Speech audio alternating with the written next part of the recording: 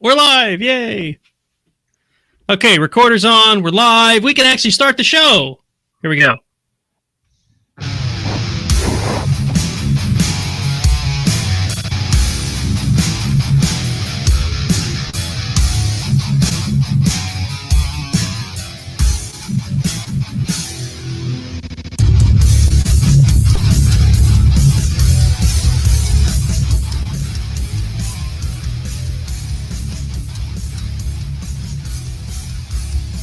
News, ops, and a little bit of paranoia. Welcome to the Iron Sysadmin podcast. All right, folks, welcome to tonight's episode of the Iron Sysadmin podcast. I'm your host, Nate, and all the usual co-hosts are gone, so I've just roped in a bunch of Red Hat employees to come and host a show with me. Huzzah! I've got Mark with me, who you're familiar with, and we have a special guest, Abraham. Who was actually going to be the guest on the show anyway. All right. But it just worked out that Jason couldn't make it tonight because of some issues with work. Some work thing. Yeah, I told him he needs to tell them that, you know, that he has a previous engagement, but they wouldn't buy it, and apparently he's important or something. I don't know. We'll just have to give him a hard time next time he's on the show. Is he like a first responder or a doctor or something? I mean, because there is a COVID crisis going on right now. No, I'm sure it's nothing that important. He's an IT. Yeah, he's like a quasi IT manager at the moment, I guess, from the way he described it last time. But yeah. So yeah, computers will break because they hate us, and he's stuck dealing with some wretched computers. Yeah. Shout out to Josh, who's a fellow Red Hatter who's hanging out in the chat right now. Yeah. Hey! That won't be the last time we hear that. No doubt. And I've barely stirred up my beer, so you're going to hear it a few times, I'm sure. I hope it takes more than one beer to get you that loosened up. It's been a while. I don't know. I've lost a little weight recently, so it's now more efficient. You might, yeah. All right, so the reason we've got Abraham on the show tonight is because last year, awesome. and well, that's one reason, but last year, and I forget exactly when was Ansible Fest that you spoke at last year? It was in October, I believe. That explains why I don't remember. October was kind of a mess for me.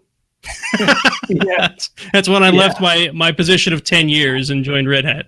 All right, Wow. Ansible Fest, you gave a talk, and the link is in the show notes. Don't go watch it now because we're live. But you gave a talk about Ansible and automation, and not just the technology. You want to talk a little bit about what your talk was about, and then we can just sort of go back and forth a bit.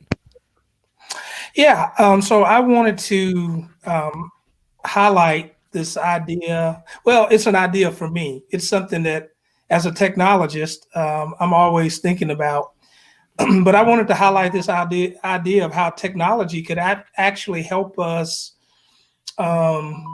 overcome hurdles that are not technical in nature. They're people hurdles.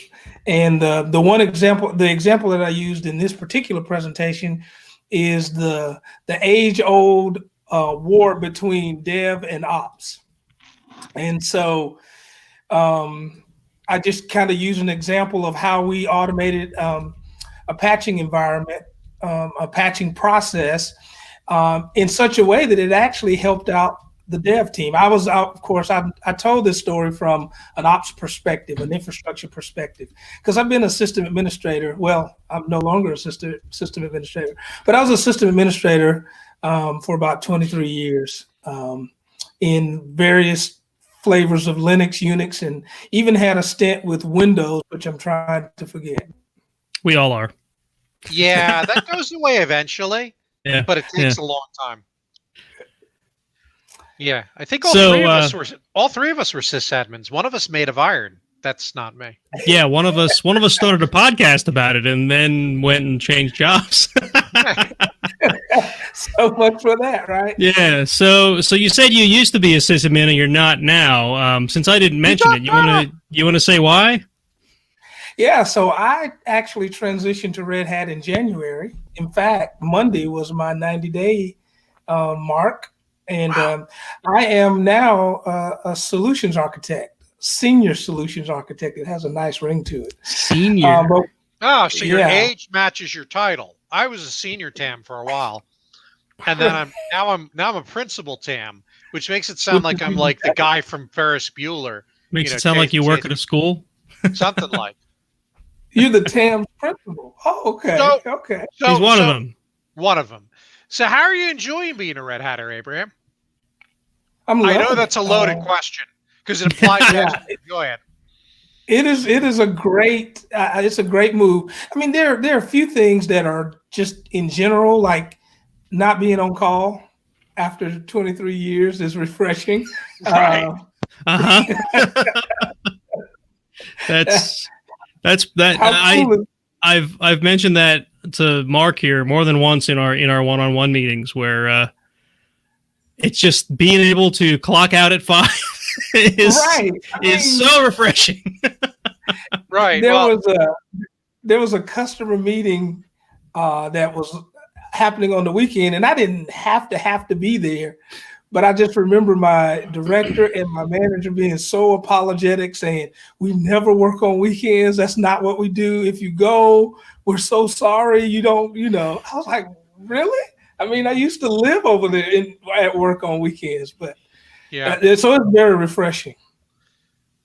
Yeah, I've told people who jump into the TAM role that the job is actually a reward for all the years of nonsense you put up with as a sysadmin. The whole no weekends, no nights, regular business hours.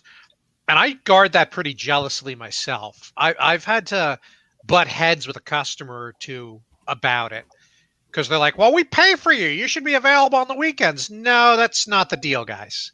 Not in the contract. It's generally an okay conversation. Yeah. But enough about me. Sure. Abraham, so you're a Red Hatter, 90 days. Congratulations. I guess we're keeping you. What'd you do prior to Red Hat? You sort of implied it, but can you talk about the company you were at where you solved this problem? I'll talk about it in generalities. That sounds okay to me. Make sure. Yeah, that's fine. I was on the infrastructure server infrastructure team, Sysadmin. New names. I did. We ran pretty much a Red Hat environment. We had some Solaris, 1 or 2 HPs that we were trying to get rid of, but it was more or less Red Hat. The place I worked was a very large energy company and utility in the Southeast. So a lot of the stuff we ran was mission critical. I guess it's mission critical if it literally keeps the lights on, right? Or stops the plant from melting down. That's pretty important. That is actually true. It really does stop the plants from melting down. So in the environment, I mean, it's a power utility and other types of energy, and so they had an engineer's mentality, right? Like one of the cultural things is if it ain't broke, why are we fixing this again? It's just working perfectly fine. Why should this be down? It should always be up. It should never be down. And those weren't necessarily bad cultural things. They were because it was the business that they were in. But also a part of that was, and this is not just this company, this is tons of companies where they just grew up with this idea of an infrastructure team and a development team. And you go all the way up to the CIO before they come together. I mean, they have their own vice presidents. And so, and being a large company, they have their own ways of doing things within those two silos. And so, at this particular company, the development team was responsible for most customer facing stuff because we did it application by application. So on the infrastructure side, we typically standardized an environment, a platform, and set your application on those standard platforms. And so on a per application basis, the dev team would interface with the customers, the actual customers, where they be at plants or if they're in finance or HR or wherever else the various places were. And so one of their pressures was uptime for their particular application. They were very application focused, whereas we were very enterprise focused, like uptime for everybody, where they were like, as long as my app is up first, but they felt that pressure from their customers who were saying, hey, why isn't my app up? Right. So that's kind of the backdrop that this whole scenario, because I kind of tell a story. So that's the backdrop of it. But the crux of the story is we were mandated to patch by the CIO, by security, the song and dance. Of course. Right? Sure, yeah. As any reasonable IT infrastructure is. Yeah. However, a mandate doesn't change culture, right? Now you got to think that in the past, we had not been, we were patching like once a year, right? Because of that culture of can't ever be down. And so when this mandate comes down that we will patch at least quarterly, they wanted us to go monthly like Microsoft, but we weren't ready for that. But at least quarterly. And then we had some 1,200 images that needed to be patched. And even when we were patching once a year, we were doing it application by application. So we were actually patching all year long. And I mean, literally all year long. Out of a 12-person team, 5 to 7 of us were patching at any one time. So it was somewhere around 1,900 hours of labor hours. And so we wanted to change that. So we put in place a new procedure. And actually, I automated that. I wrote the procedure and automated it with Ansible, went through the whole business process of getting Ansible approved and purchased. We use Tower. And so we worked through all of that, and we actually reduced the number of hours by way more than 90%, from that 1,900 number to 70. Wow. Nice. That's considerable. 1,900 to 70, like 70 versus 1900. So yes, 1900 to 70. Wow. I had the privilege of being at Ansible Fest to see your talk, and you cracked me up when you walked everybody through the whole email chain.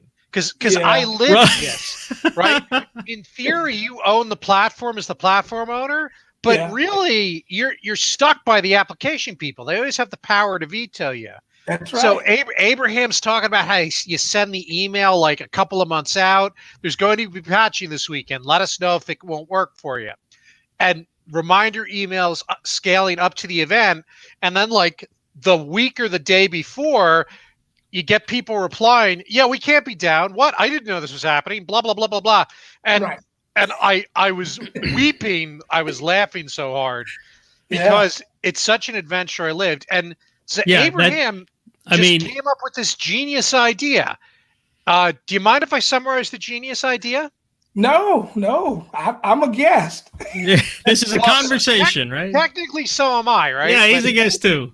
The genius idea is let's build a button that we can hand to the customer and say, you have this particular time frame, and hit that button whenever you're ready, and the servers will patch. That's as long as you hit the button within the right time frame, right? As long as you hit the button before the quarter's over or something. Before the quarter's over. That's exactly right. Because the mandate for us was every quarter we will patch. And for those and here's the thing, 95% of those apps, there were 200 or so apps. 95% of those didn't care, didn't even know that we patched, right? They'd be like, wait, did y'all patch already? Yeah, we patched. Because now, patching is automated. And so of that 70 hours, here's the interesting thing. We still estimate that about 40 of those hours was just negotiation. Like, for one of our customers, and rightly so. So it was the nuclear side, the nuclear plants. They don't take a dump without Homer Simpson, Say again? Homer Simpson, eh? Right. Yeah. Wait, wasn't that Homer Simpson's job to sit around and push a single button? Yes. Yes. Or was That that? was Am I thinking of George Jetson? That might be George Jetson. George Jetson, absolutely, but you kind of got the idea that Homer didn't do a whole lot, except He was not a nuclear scientist. No. No, okay. not Continue, many- Abraham. I'm sorry. I didn't mean to interrupt with Homer No Simpson. worries. That No, is, it's a but that's the conversation. essence of the Iron Sysadmin. Interrupt So- you with useless cultural stuff. Yeah. So anyway, they make a lot. They do a lot of planning, and so there were typically meetings like definitely one, most of the time two, and that had to be coordinated. And they went through a checklist of things that were already automated, right? And as frustrating as that is for me, I had to kind of step over to their side and go, okay, I understand. It's not an option for you to do this, to not have meetings, right? And so we spend a lot of time doing the negotiation, doing the dance. Like, can we do it Thursday? No, not Thursday. How about next Monday night? No, not next Monday night. It was a lot of that. And so once you finally get all of that worked out, it's still not a go, because as Uncle Mark shared with you, the day before you can get a no-go. And in some cases, there's no you communicate, because we're on a standard schedule where we send it out, at the beginning of the quarter, 1 month before, 1 week before, 1 day before. You don't hear anything until 1 day before, when they go, no, we can't do this. Yeah, right. That makes you want to cuss. Then you got to wonder, did they ignore your emails, or were they being optimistic? Like, oh yeah, we'll totally be ready by then. And then they were. Right. Right. I'm guessing a little bit of both. Yeah, But right. Ignoring the emails. But that's what the easy button really solved that problem, So now we use Tower, and to orchestrate the patching, and all we don't have to give them root. They don't have to know about root. We don't have to do any of those kinds of things. We just give them access to Tower and tell them which button to push. If it turns green, you're good. If it turns red, call the help desk. Done. And that kind of solution. But really, I wanted to talk a little bit about what the thought process you have to have. So as sysadmins, and I'm assuming most of your audience are sysadmins. I mean, you know how we are. We are typically paranoid, which is kind of a good trait that you want for people that have root. We have ownership issues. We pretty much own everything because we can. We have root. That's why we're sysadmins. That's we're sysadmins, right? It's the I don't want boundaries, so I need to be the guy at the top. Right.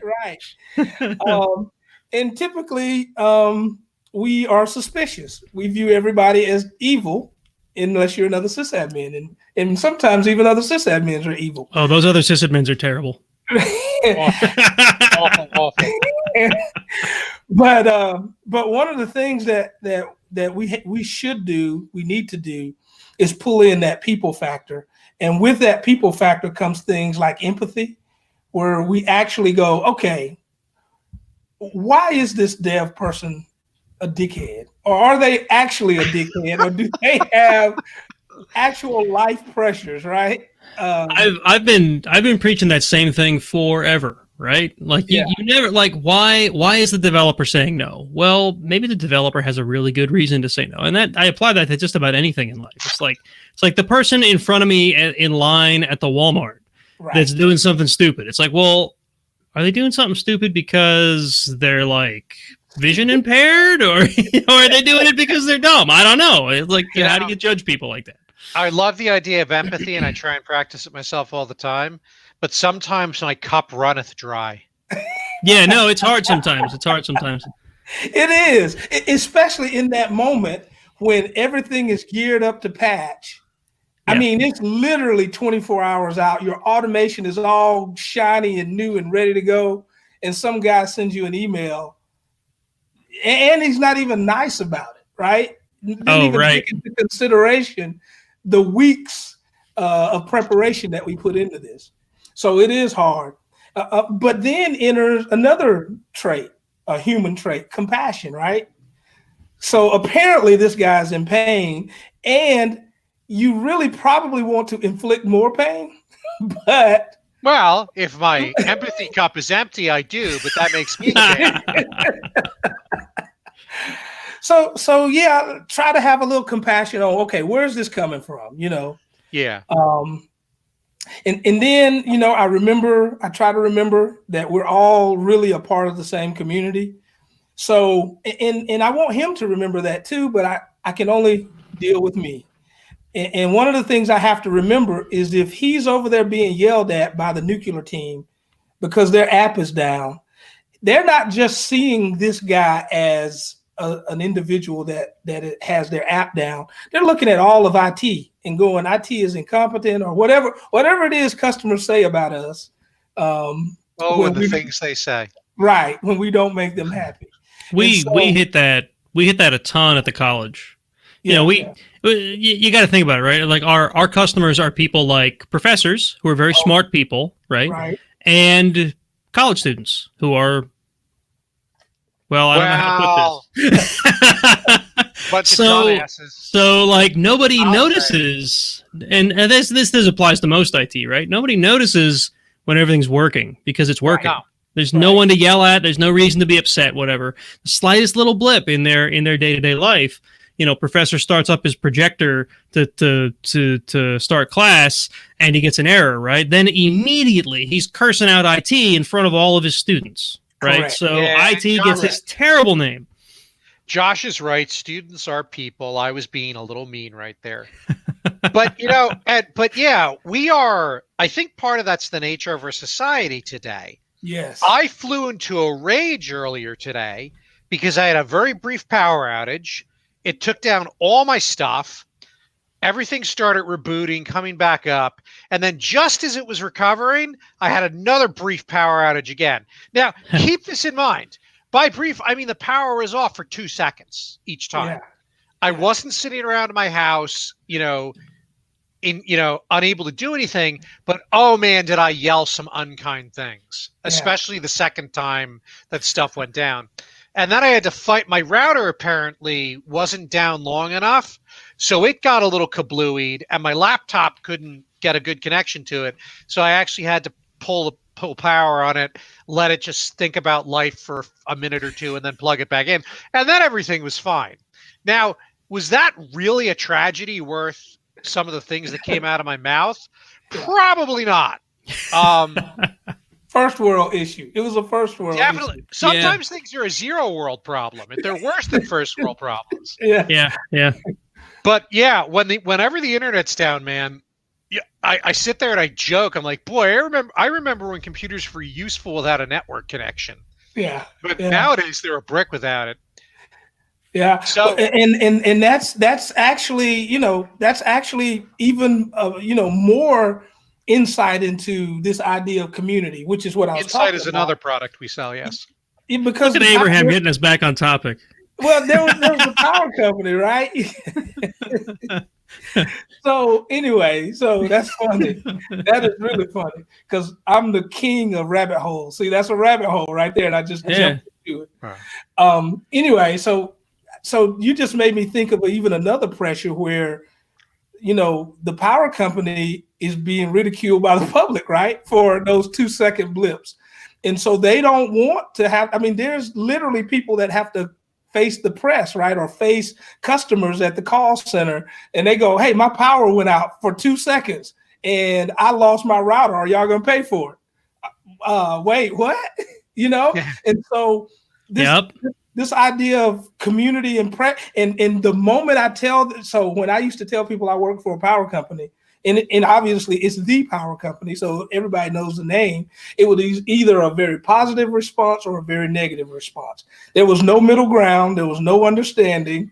And they didn't care that I was in IT. It didn't matter that I wasn't an engineer or a pole climber or any of the above, right? I was part of the power company. And that's how it is. My power was out for 2 hours the other day, and it's your fault because you work for them. because you like, yeah, but I empty the garbage cans. I had nothing to do with it. Right. But I'm I'm a representative. Yeah. And that's how dev and ops is, right? It's not like it's two separate entities, it's one community. And so when you start thinking like that, you might break out with kumbaya, but before that happens, you start thinking about, okay, how can I make the entire thing better, right? Not just and making it better for everybody might just solve the problem between dev and ops. It might bring down that solid wall. So anyway, we can now chase another rabbit down another hole. Yeah. So you mentioned earlier about the number of hours that you cut by automating that, or automating the update procedure. And then my brain had to go this way simply because you always hear the old, if we automate too much, people will be out of jobs. Yeah. And then you left and went to Red Hat. So yeah, there's a person, actually a friend of mine sitting in my desk right now. So apparently we weren't losing jobs. But here's the thing, and you guys that's good. There's always stuff that you hadn't done in a year, right? Yeah. Because we've talked about this a number of times on the show. I just had to ask because I'm curious if there's listeners that caught on to that too. Like, wait a second, he cut all those hours and now he's not working there anymore. Yeah, but they were bullshit hours. Yeah, right. Exactly. And they weren't hours spent making the place better. They weren't hours spent improving anything. They were hours spent keeping the lights on. Literally, in that case. and the thing about that is, even though they were definitely BS hours, the perception was they were important hours because we're patching. Right. But you're exactly right, Uncle Mark. Yeah. So I have a question for the listeners who, I know there's a lot of nerds listening, but not everybody might know what Ansible is, or especially Tower. Can you give like the very brief overview of what Ansible is? Yeah, so Ansible is a automation / orchestration tool that allows you. I mean, it's in the category of Puppet, or for those old timers, CF Engine, Salt, Chef. But the cool thing about Ansible is it's agentless. It does everything over an SSH connection or a WinRM connection. Now that we're in the Windows world, it's written in Python. There are thousands of modules out there that are certified. Maybe a couple thousand, and then there are thousands more, and you can write your own module. And a module is kind of the base unit of work. It's kind of the base unit for an automation. Like, for instance, for those, Rail people out there, there's a Yum module, and that module kind of does the heavy lifting, and all you have to do is put in state, right? You tell it the state that you want an RPM to be. Like, you'll either say you want it to be present, or you want it to be absent, or you want it to be the latest, and it will go out and make sure that that server or endpoint, in this case, because now we do networking devices, we do Windows, all kinds of things. We do applications. There's a ServiceNow automation that will open tickets for you, but it will put it in that state, the state that you described. And then Tower, and all this is command line, Ansible core. And then Tower is a web GUI front end. You can't actually write playbooks, and playbooks are like the scripts in Ansible. You can't actually write them from Tower, but you can run them. But the big thing that Tower gives you is it gives you enterprise permissions, whereas I can write a playbook, but if I do it from the command line and I don't have root, it's not going to run right, especially a patching playbook, right?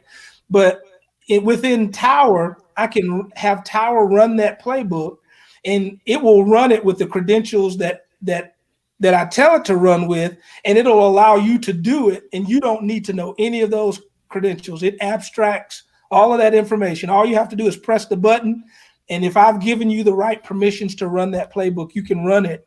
And it should do the same thing that it would have done if I ran it.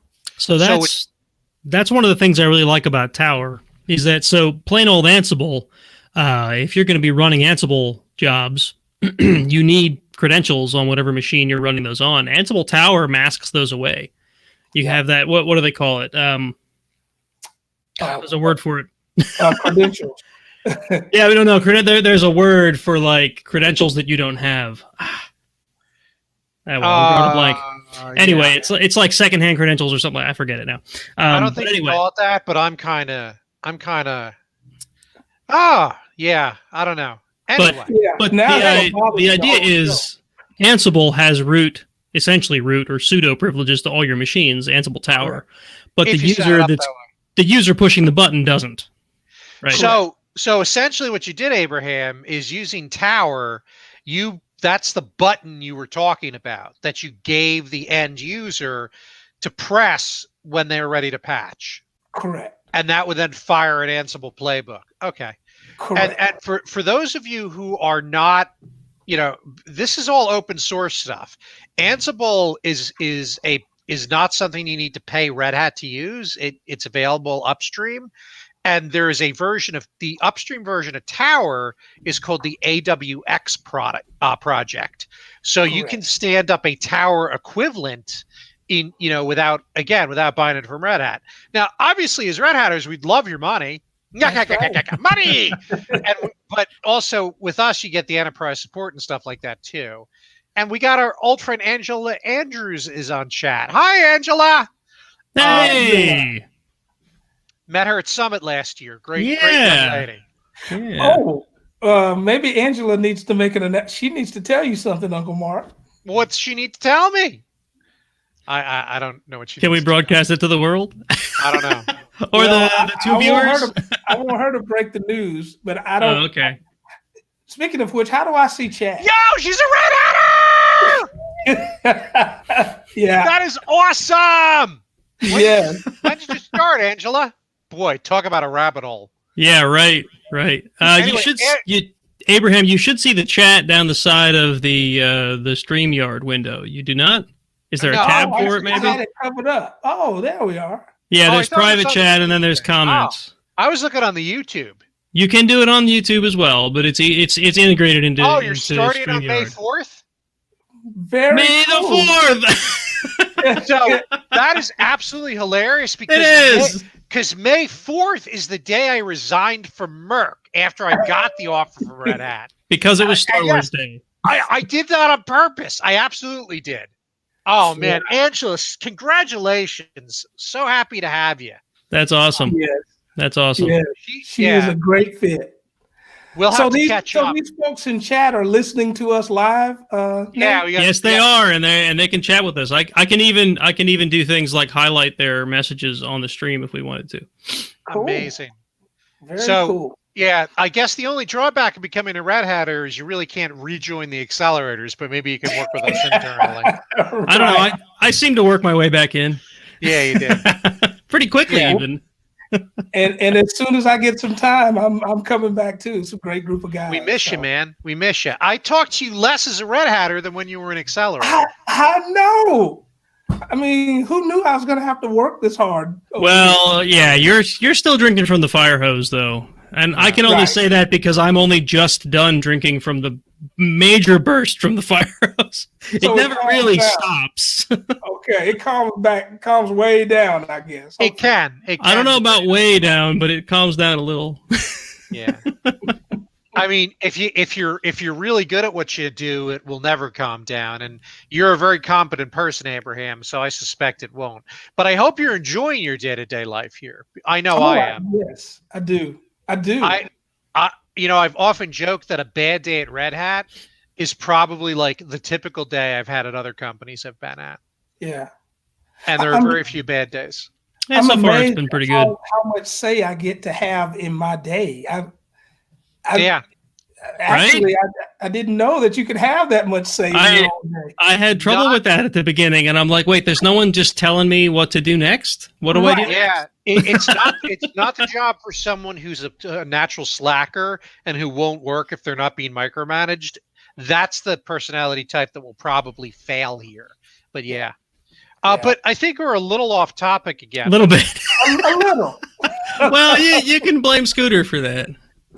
Yeah. All right. Yeah, but awesome. Yeah. So thanks for the Ansible explanation there, Abraham. Yeah, so the thing I love the most about Ansible is the name, and that's only because if you haven't already read it, but if you have read Ender's Game, you know where the name Ansible came from. And I was on my way to Summit in 2013, and everybody's talking about this new product, Ansible. Red Hat hadn't bought it yet. It was this new thing that was debuting. It's or not maybe not debuting, but they were like a big buzz at Summit 2013. And I saw the name, and I had literally just finished reading the book, and I'm like, that can't be a coincidence. There's no way. Yeah. Like, how would you just make up that word? Right. That word is not used in common everyday language. Yes. Right. So anyone who has not read Ender's Game, you know that the Ansible was the device used for travel across the galaxy. So all of the communication across the galaxy. Yeah. So all of the names, the tower, Ansible Tower, right? That was a thing from the book. It's totally named after it. There's not not a shadow of not a coincidence at all. Abraham was, we've talked a lot about Linux and even some Windows, but one thing that Ansible can manage many arbitrary devices. Yeah. And I found an article, so this is actually public information. Microsoft is actually a huge Ansible customer. They use it to manage most of their internal network devices. Yeah, that's a neat thing about Ansible is that it's not. I mean, yes, it may be a Red Hat product, but you can manage so many things with it that are not RHEL. Yeah. I mean, and that's the beauty of Ansible is generic Linux too. Many products. I mean, storage devices from several vendors. The networking thing has blown through the roof, and it works a little differently, obviously. They say you don't really need anything, but you actually need Python on servers to run Ansible because it bundles up some Python code. But you don't need it for networking devices. All of that work is actually done on the controlling machine. So on the control node, yeah. It is. I mean, it's not just cool because I like it, but I like it because it's so cool. Yeah, it is. It is a very awesome tool. Very understandable. I was pretty heavily invested in Puppet at my last job, and I still, even though I had so much, I had put so much time into writing Puppet classes, I wanted to rewrite all of it in Ansible. Yeah, I never got around to it, but I wanted to. Yeah.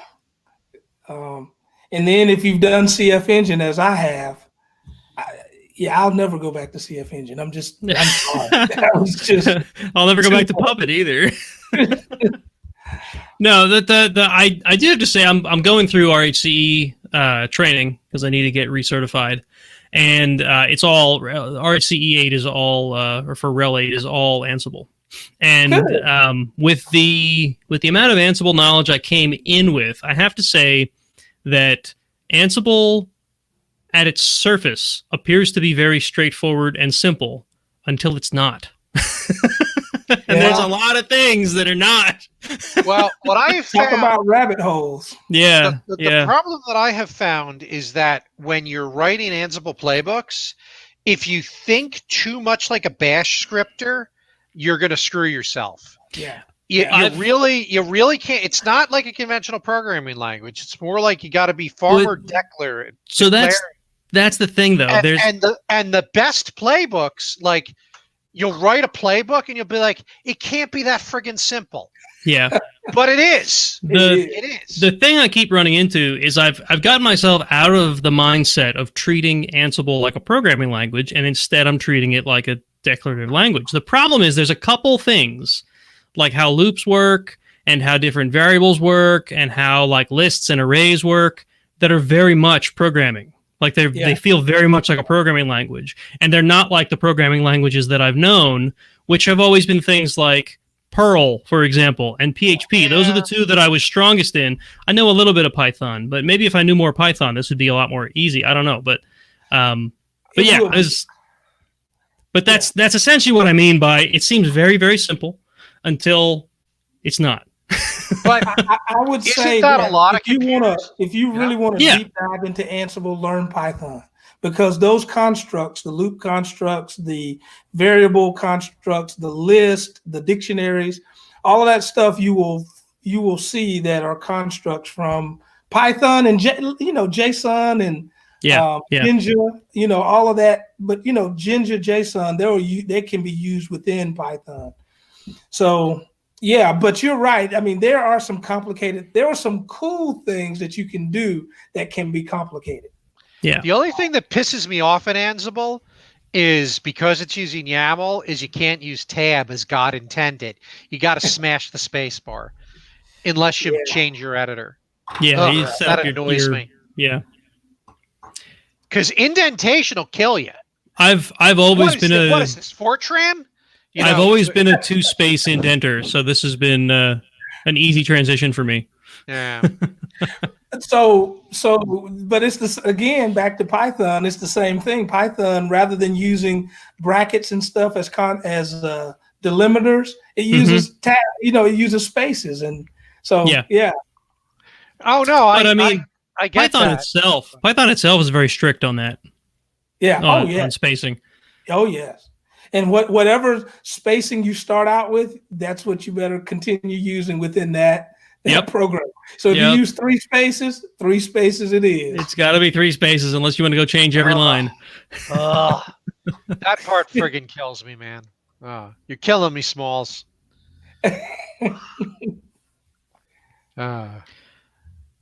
Right, Josh. You could, because if you're not used to doing the whole spacing thing, you'll be thinking, this is all right. This syntax is perfect. It looks fine. And the errors are sometimes very vague, I have to say, Yeah. All right. So at any rate, so the talk that you gave at Ansible Fest is in the show notes. I hear you're giving it again, though. Yeah, but I actually already gave it. I don't even know if I'm supposed to say that. So as you all know, Summit, which by the way, this is a perfect opportunity for everybody who couldn't afford to go to Red Hat Summit to attend, because it is free. But it's virtual. So you won't be in San Francisco. You probably don't want to be in San Francisco right now anyway. Well, San Francisco is probably a little sketchy even when we don't have a pandemic going on. Yeah, but I wanted to go anyway. So I've literally already recorded the talk, and I'm not even sure how they're going to do that, but I think they're going to allow people to do breakouts, and then you can choose your talk. So I think it'll probably be like a very on-demand thing. Right? Listen to it well. They canceled the accelerators panel that I was going to be running. We're not doing panel discussions, and I get it. That would have been hard to do. But it's still. Oh well, I could have pulled it off. I'm Uncle Mark, man. No, it could have been done. It would have been hard to organize. Yeah, I know. It could have been held like this, right, in some kind of a thing, right? Right. But I get why they tried. They needed to take 3 days, shrink it to 2. Mm-hmm. I got a very polite email yesterday about it, and I'm like, yeah, that's not a surprise, because it wasn't on the agenda, so I knew in my heart of hearts it was canceled. Yeah, the agenda's already published, right? But yeah, we'll do it in Boston next year. I think the talk is a shoo-in. They were very excited to approve it. Absolutely. It's a great session. So having been a part of it before. Yeah, right. Yeah, that's right. The two of us. The both of us got to sit in on that in Boston last year, both Abraham and I enjoyed doing it. And the audience, which was like a good percentage of Red Hatters who really wanted the feedback, seemed to love it too. So was that like was the good. Fastest 45 minutes you guys have ever had? Oh, heck yes. Yes. Moderating that was a roller coaster ride. Yeah. Yeah, so we got to give some. I mean, so for anyone who doesn't know what talk we're talking about, Mark did a panel at last year's summit, and you sort of did the same thing at AWS reInvent, didn't you? Was it the same talk? Well, it was. Yeah, Similar? that was the genesis of the concept, but right. I think the summit one came out better. Yeah, he had several of us. So we were all Red Hat accelerators at least I was at the time. He basically asked us several questions about RHEL, what we like about it and what we don't like about it, and we all got to give very honest feedback about what we did and didn't like. And there were a bunch of people like directly from the RHEL business unit right there in the team, or right there in the audience. Yeah, very, very high level people, high level folk in sys management. The Red Hatters, it was interesting to see them lean forward in their seats, totally engaged with what you guys were saying. And what was nice is you were so good at telling what sucked, but being super polite and funny about it. Yeah. So it really was great. Yeah. If I had any idea that within a year I'd have been working here, I don't know if I'd have been so frank. You said no. Nothing from the outside. Now that I'm on the inside, I'm like, oh yeah, probably completely welcome, right? But yeah. If I were giving that talk in front of a prospective employer, I would have been a whole different talk. Correct. And it wouldn't have been as good. Right. You're right. It probably would have been the wrong choice, but it's just the way it is. You don't want to hurt people's feelings, right? Well, some people. So, at any rate, if you're registered for the free event, which will be Red Hat Summit 2020, and if you're not, go ahead and register, because again, free. Why not? Free event. Why not? Even if you show up for one talk, which happens to be Abraham's, it'll probably be worth it because it's awesome. Yeah. You want to hear this talk? This is great. Right. If only for the email chain thing, was that included in the new one?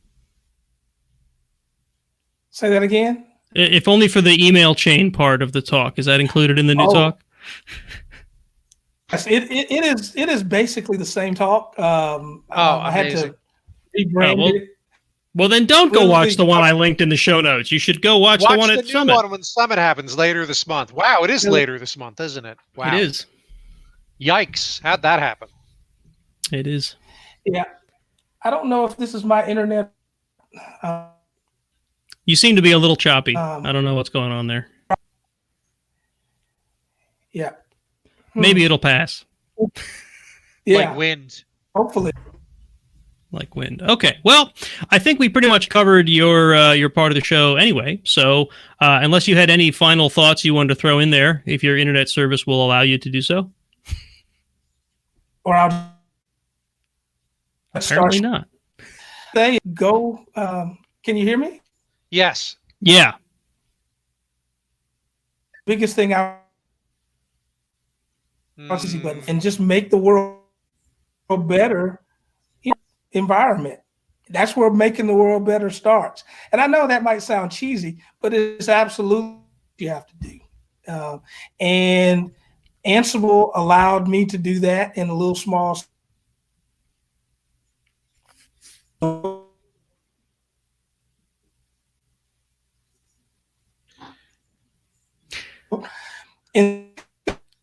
So I think we got the message, Abraham, but your internet service is really trying to stop you from saying it.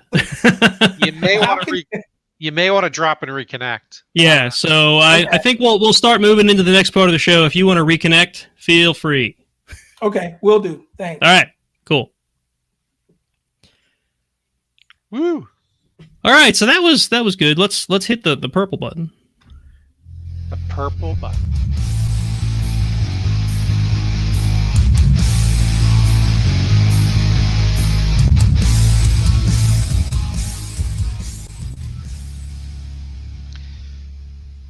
So hopefully Abraham will be back shortly. I hope so. Nice. We got to keep watching for him to join in. In the meantime, I'll go into our announcements. See if I can position my windows. Announcements. So I can actually see when he comes back here. All right, so announcements. We got our usual Patreon update. I think we gained, was it 1 or 2 patrons? Might be 2 patrons since our last show, which is pretty cool. I'm happy that's picking up, not just because we want your money, but because it's nice to know people like the show enough that you're willing to actually contribute in that way. That's pretty great. We've also had a pickup in our reviews, which I'll go into in a minute. Which is something we've been asking for a long time as well, because we just want to know how we're doing, right? I don't feel right reviewing the episodes I'm on. but I think the show is baller. I hope that helped. Well, I'm glad Don't change a to thing. hear it. Glad to hear it. So our patrons since I grabbed them just earlier today, we've got our longtime patron 22532. Andy, thank you, Andy. I know Andy. Mark, you know Andy. Yep. Captain Sog, he's one of our new patrons this month. And he's a captain. He's a that on captain. Starship? He's a captain. No, I know him from the DEF CON group. So awesome. Thank you for supporting us. So Mr. naval Sog. captain? No, he's not actually a captain. Oh, okay. Fair enough. He's right. Charles Dementor, who we had on the show a couple months ago now. Gimpy B, Jay, who you would also know as Jason, the co-host. We also have Jason, not the Jason that's the Not co-host. Jason. John, Julius, Mark with a C, who happens to be in the corner of the display right now, and Mark with a K, and Ryan. Ryan might be new too. I think Ryan was on last. He had joined. He had given us.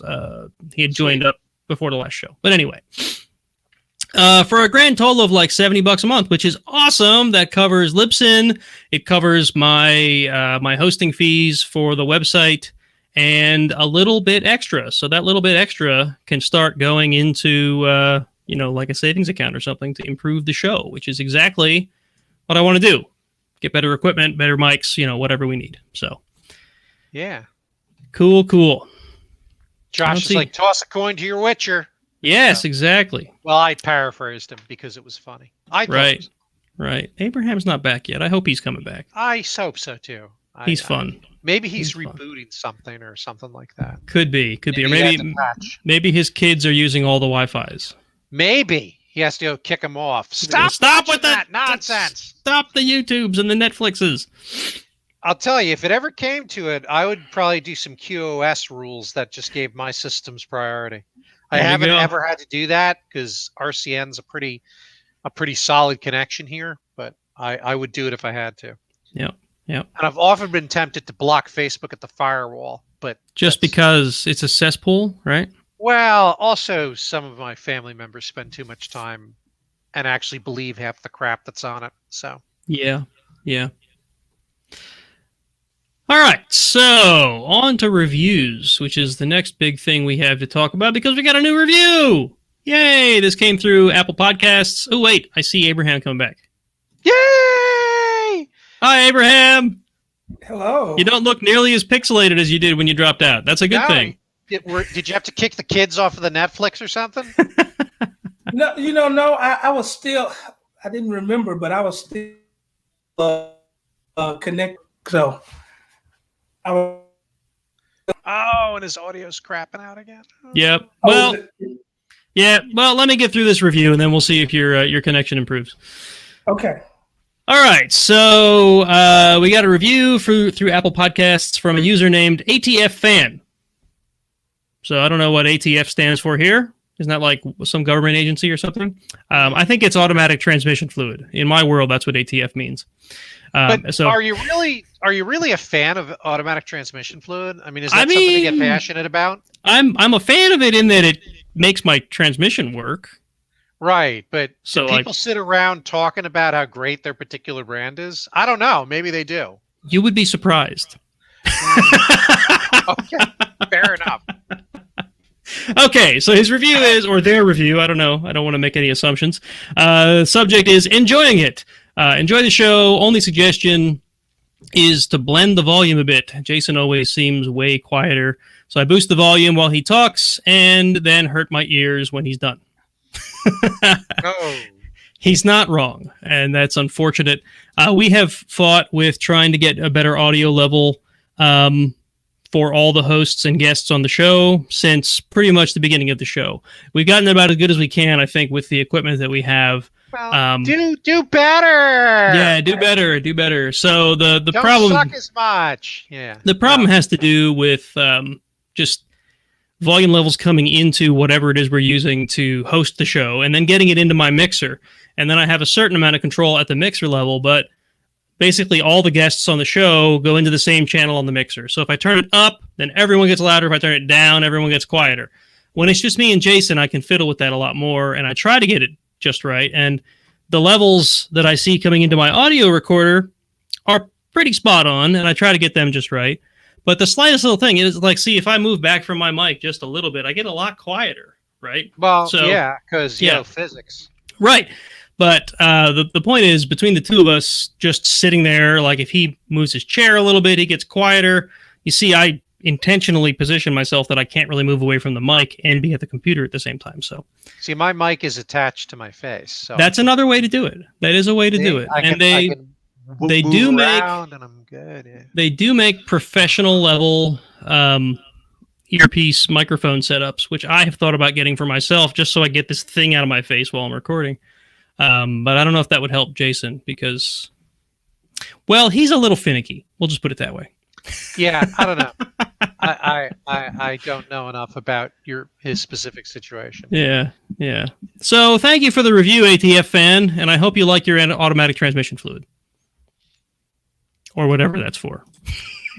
Leave us another review and tell us why you called yourself maybe he's a government person, works for alcohol, tobacco, and firearms. That could be. Could be. Or he just really likes them. That's the government agency I was thinking of, by the way. ATF. Yeah. I didn't know what alcohol, it stood tobacco, firearms. Yep. And in the Fallout universe, it's the ATFL. It's the Bureau of Alcohol, Tobacco, Firearms, and Lasers. Oh, yeah, because lasers wouldn't really be covered by firearm, would it? Right. Because they don't fire.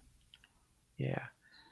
But that's the Fallout universe, which is obviously, make-believe. The ATFL. Well, I think it could be real in a short amount of time if things keep going the way that they are. Well, no, Fallout's based on a post-nuclear war thing. Although, yes, if we piss the Chinese off enough, maybe who knows? But wasn't there a football league called it was the AAFL? The football league nobody ever watched? Yeah, probably. Yeah. Didn't even finish the full season. There was also the LFL. You ever heard of that one? Yeah, that's the latest one by the wrestling guy, right? No, it's the Lingerie Football League. Oh. It's really a thing. Ha! Okay. It's been around quite a while, too. Okay. Well, of course it would be. I forget where I heard about it, but it does exist. Maybe it's not anymore, but it did then. That's a new one to me. Yeah. It's not quite as lingerie as you'd think, but it is an all-women's football league where they wear things that are not what you'd expect football players to wear. Wow. Never been to a game, but I'm definitely looking it up. One of the oddest sports I've seen, and there's some pretty odd sports out there. At any rate, right, I'm gonna drink some more beer after that. Yeah, I'm at my calorie limit for the day, so I just have to be satisfied with what I've had so far. Yeah, well, I've only got the one beer left, and as we mentioned before the show, going out for beer may or may not be an important enough thing to leave the house for in the current. That's a decision everyone has to make themselves. But for me, it's not worth it. Plus, I have some beer in my fridge. The fact that in Pennsylvania beer distributors are considered essential makes me think it's completely normal to go out for an emergency run to the beer distributor.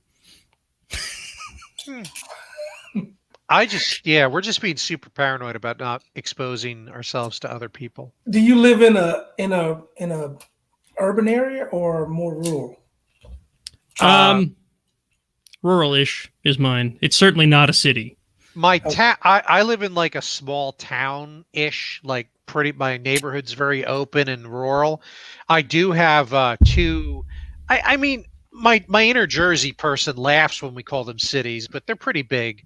Bethlehem and Easton. Oh yeah. They're somewhat urban. But again, I'm from Jersey, so when I think urban, I'm, that Blade Runner North Jersey scape there. There's no skyscrapers here, but yeah, I mean the town I'm in, it's more like a suburban town, I guess you'd call it, where there's not a lot of space between houses, but we're also not stacked on top of each other. Yeah, I'll tell you, not being stacked on top of each other is probably saving my sanity during this. Yeah, it's probably also saving your health because it's all those areas where people are stacked on top of each other that have the highest what's the word I'm looking for, infection rates. So yep. Just because there's so many more people, it's so much easier to get exposed. where I can like be in my house, be in my backyard, even go out like around the block or whatever, and never run into a person. Right. That sounds very scientifical to me. Indeed, scientifical. We don't have our resident virologist on. Jason's been listening to a virology podcast for like, I don't know, 7-8 years. So he's absorbed a whole lot of information about how infectious things work and whatever. He's a little more advanced than Facebook Karen, who's Googled. Absolutely, yes. Now is a medical doctor. They're not in the same league even. Buy my essential oils. All right. Yeah. Jason does not have a tendency to share hearsay. It's always stuff he's actually seen some science or facts behind, which is one of the reasons he's a co-host of the show. So yeah. So Abraham, as you can see, we've babbled for an hour, and we're we've got a bit more to go. So this is pretty much how things run. Yeah, this is kind of how the show goes. Okay. So moving on in the show notes, the only thing I had to chat about tonight is that Jason and I worked together for an article written for Enable Sysadmin. So this is one of the first times I think I've ever seen a joint article posted there. But nice. since he has a lot of network chops, and he and I worked together so closely on very similar topics in the past, we wrote an article about network packet captures. This was a thing that Enable Sysadmin had come to me and said, hey, we have a topic. We think you can probably write this. And I said, hey, do you mind if I have a friend help me? And then we did. Hey. Yeah, right. Because I just thought it would be even better if we could, at the very least, to have Jason review what I wrote and make sure that it all made sense, see if maybe there was a better way to do it or whatever. And it's basically about capturing packets and inspecting them to, I use DHCP as an example. Now, do you follow a catch and release policy with packets? No, absolutely not. Packets can be murdered and slaughtered because you're essentially cloning them. Yikes. That's harsh. When you do a packet capture, you're just making copies of them and storing them locally. They're like clones. They have no rights. But, geez. That is brutal. And it's really hitting me because I've got a personal project now where I'm watching on Disney Plus. If you tell me you're going to clone somebody, no. On Disney Plus, I'm watching all the Star Wars stuff in story order. So I suffered through Phantom Menace. Sorry to hear that. Suffered a little less through Attack of the Clones, and now I'm in the Clone Wars series, which, by the way, it's supposed to be a kids show. It is friggin' dark. Yeah, it is dark. I've actually never seen all of it. Clone Wars was one of the best of the Star Wars universe shows to me. Watched every one of them. And Anakin is such a more likable character as a cartoon than he was in the live action. Yes. Yeah, I'm actually looking at him saying like, wow, I feel bad he's going to become the Dark Lord of the Sith. Yeah. Right. And there's an episode I saw a few years ago, but it's the next one on the plate with Jar Jar, and Jar Jar doesn't suck. Like they actually not possible. They pull a miracle and make Jar Jar enjoyable. Oh, Misa. So yeah. So but the clones, they like just friggin' kill clones. Like they give the clone as a name. You start to get to know him a little bit, and then all of a sudden, bam, he's dead. I'm like, this is a kid's show? Oh my God. I agree with Joshua. It filled in so much of the story for me between 2 and 3. Yeah, I'm totally enjoying it. So I do Clone Wars, and then I do the next one's obviously going to be Revenge of the Sith. Yeah. And then there's another cartoon series that's in there somewhere, Rebels, and I'm not sure where that fits in the whole Rebels Solo. Obviously, Rogue One goes right before Episode 4. Yeah, but so that's a personal project I'm working on. Obviously, it's super productive and important and critical. Yeah, I think so. I mean, when you're stuck in your house and can't leave, right? Well, I've joked. This is the war I was born to fight. Yes. What? You need me to stay home and watch TV and play computer games? To victory, my friends! To victory! Yeah, I read. Well, they're floating all over social media, but they basically say that like Generation X was Sorry, getting a little patriotic. Generation X was born to live in this time. Can we just get a big flash of an eagle on the screen just for a few seconds? No, I don't know if I can. We should have prepped for that. There's, my grandfather's flag behind me. So how's that? That'll work. Oh, wow, that's nice. I salute your grandfather's flag. Well, thank you. I'm sure he appreciates it. So Iron Sysadmin, so Enable Sysadmin, that's pretty cool. That started last year at Summit was when we talked to Jason Hibbets about it. Were you in on that conversation? I don't think I was, but that was in the VIP tent, the special tent that we got to go in and meet Jim Whitehurst. Yeah, I'm bringing that up on purpose again. Yes, awesome. But yeah, you're bringing it up on purpose because I didn't go to that. Why did you go really? to that? You missed that? Where were you? So like I was tired after 3 days of Summit, and I just wanted to go back and hang out. I didn't really care that much about the party, and then you guys got to meet freaking Jim Whitehurst and Paul Cormier. And I had the conversation with Jason Hibbets about Enable Sysadmin, and I'm like, hey, the accelerators can help you with this, and he was like, sweet. Yeah. So a lot happened in that tent, and none of it was X-rated. A lot happened in that tent. Now I even more wish I was there. You should have been. There's great pictures. I'll have to wave them at you. Abraham was there. I know. I was back. There's a great picture of you talking to Jim. I took it. I was back at the hotel room tinkering with something I had heard about. Something I had heard about in one of the talks I was at during the day, and I'm like, oh yeah, I want to fiddle with this, and that was really like time. I know, but it's just the way it's. As the great line from the third Indiana Jones movie says, "You have chosen poorly." I chose poorly.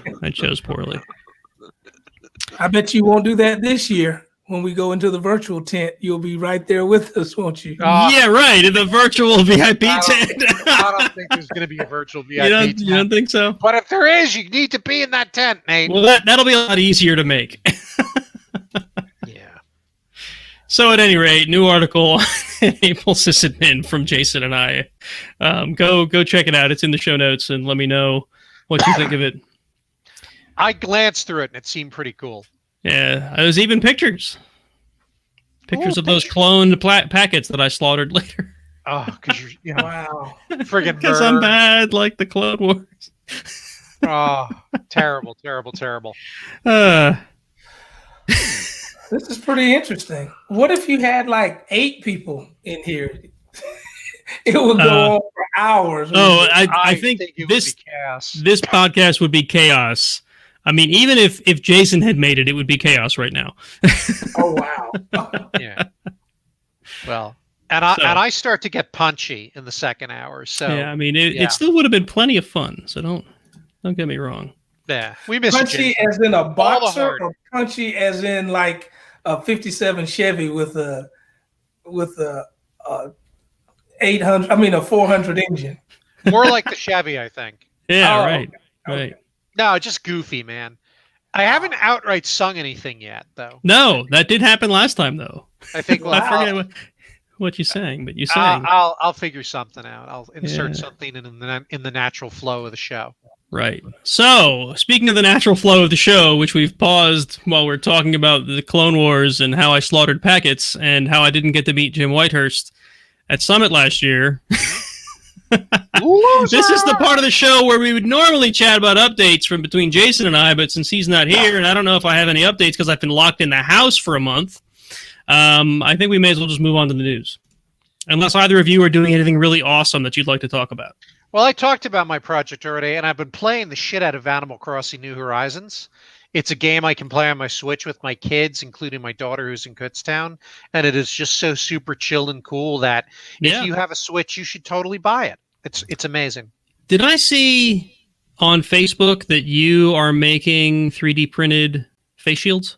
No, my 3D printer, I had to replace a component, and I haven't gotten the damn thing calibrated. I replaced the component right before going on vacation with my wife at the beginning of March, and I caught cootie, so I had no energy for a couple of weeks, and I haven't bothered Like, so Okay. it's one of those things I need to get back online because I miss 3D printing. I enjoy it.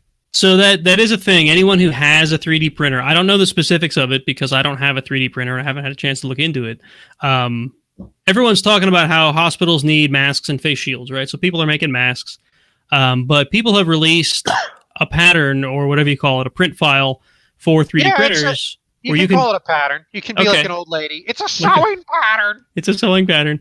A print file, whatever, for 3D printers where you can actually print these face shields that they need with the visor. Does it print the visor too? Or is that like a separate thing? It depends on the STL you're using. And by the way, it's called an STL. I forget that's the extension. I forget what it actually is. But I mean, can you on a 3D printer, can you print a clear lens? If you use clear ink. Or clear material. It wouldn't be like smoky or pitted or something? Smoky or pitted? What the fuck? What are you talking about? Well, I don't know, because you're melting the plastic and creating this thing out of it. Would it have... No, it can print very smooth resolution. Okay. It doesn't then maybe that's what they're doing. I think you're smoky and pitted, man. Perhaps. Perhaps. Look, I don't know. Like I said, I do not own a 3D printer. I've never printed with a 3D printer. I've seen yours run, but you weren't making something clear. I just pulled it up. I thought it would be like $20,000 for a 3D printer, but no, they're mine was cheap. a couple hundred. Mine's a couple $100. I use a Monoprice, and now Monoprice is not exact. I had to RMA 2 printers and I finally just upgraded to the next model up, and then I had a friggin' failure on this one. So it's not the most reliable thing on 2 feet. The other thing about 3D printing is, remember how Linux was in the late 90s, early 2000s? Yeah. Where you had to just screw around to get things to work. That's where we are with 3D printing right now. And if that excites you, fantastic. I enjoy that aspect of it, but it is not something for an impatient, non-nerdy person to get into. It would be frustrating as hell if someone's not technical. What kinds of things can you print? Like anything. Well, here's Baby Yoda. Baby Yoda, baby Yoda. He's singing. Yeah, I did. I've made cookie cutters. I've made I make a lot of neckerchief slides for the Scouts. Oh. You know, I custom designed some neckerchief slides that have a unit number on them. If I wanted to, I could make pieces for my games and stuff. I mean, it's one of those things where it's a little goofy, but you know, you make a lot of tchotchke little things. Like, so there's a game called Stardew Valley that my one daughter and I both like playing. So this is a little guy from Stardew Valley that I printed and then painted. Yeah. So I thought that was pretty cool. Okay. Yeah, you can make little figurines, or you can make actual useful things too. Like I have made a few useful things. Like I said, I've made some cookie cutters. I made a full set of Harry Potter cookie cutters. I made a Baby Yoda cookie cutter. Did your wife ever try the Baby Yoda cookie cutter I made for you? I don't know. Well, maybe. You're a bad person. You feel bad. Oh man. So look, I gave it to her and I said, you should try to make a cookie. Where it went from there, I don't know. My one daughter, Maggie, comes up with things for me to make. Like, she's like, hey, Dad, can you make me a little coin holder for my car? Like, to yeah, there you go. And yeah, sure, I could do that. I made a back scratcher, which is kind of cool. Although two of the segments have broken. I've got it, but so I just need to reprint those segments once I've got the printer back up. But it's a really good back scratcher. All right. You can really get those annoying itches. Yeah. So is it sturdy, or is the stuff you make, is it sturdy? So I don't know if fairly sturdy. I don't know if you remember, Abraham, but like a year and a half ago, there was a big stink about a Second Amendment rights activist page that had released a pattern file or STL file about how you could literally 3D print your own firearm. So that's how sturdy it can be. Now, I don't know how many uses you'd get out of that firearm, but you could literally 3D print a firearm. And then there was a big stink about it, and they had to take it down. Yeah, it's like In the Line of Fire. Remember the plastic gun the dude made in the Line of Fire? Great movie if you've never seen it. John Malkovich being creepy. Yeah. Clint Eastwood's a Secret Service agent, and John Malkovich is stalking the president. Great, good movie. You should watch it. Interesting. Okay. So it's at least Lego plastic is pretty sturdy. It is pretty friggin' solid. Now let me qualify here. You, as the nerd, what you do is you use this program called a slicer. The STL is a 3D file, but the STL it doesn't necessarily it doesn't know anything about your printer. And every single 3D printer has a unique geometry. So you set up a program called a slicer, and the slicer knows everything about your printer. And in the slicer, you pull in the STL, and then you got to remember gravity's a thing. Like, I've set up models in there and not had them aligned properly, and I'm like, oh shit, I guess it can't print in midair.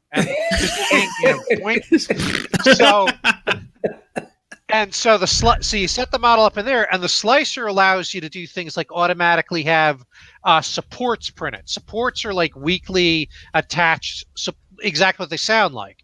So like Yoda here, his ears obviously when he printed, he looked like Yoda who had been in a cocoon, because there were various easily detachable pieces you could pull away. So things like his hands and his ears and stuff could print suspended in the air because the supports were under them. Gotcha. So what the slicer does is it takes the STL after you tweak it, and you can set up like what fill do you want to use. You can scale it big or smaller, and then it creates what's called a G-code file. And a G-code file is just a big-ass text file. And when you read it, it's just all the instructions for the printer to follow the entire way. Gotcha.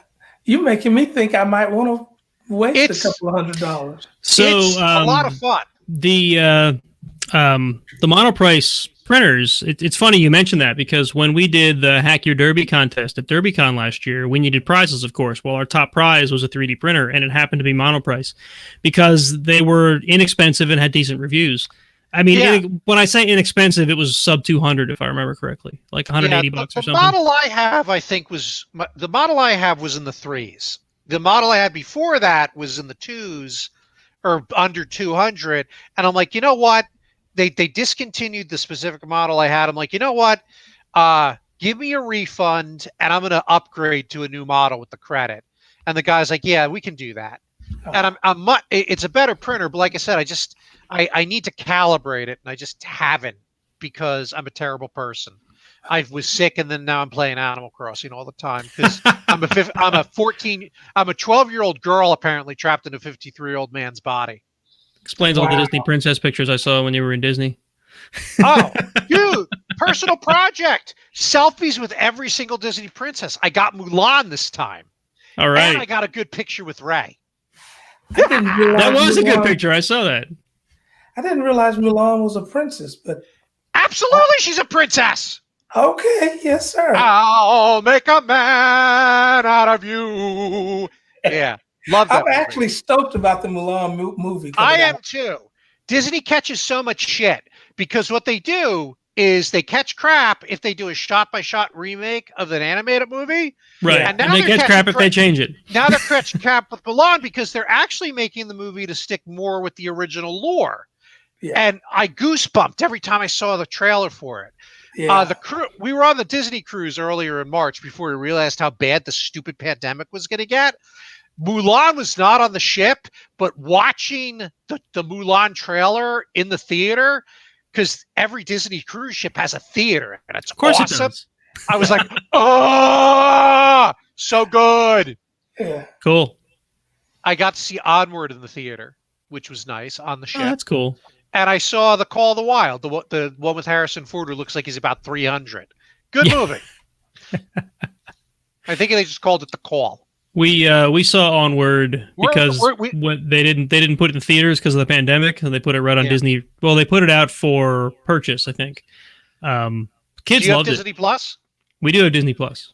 Disney Plus is baller. If you haven't watched it yet, watch the Imagineering story. It's amazing. We started watching it and haven't finished it. We probably should now that we're all stuck in the house. I've seen it twice through already.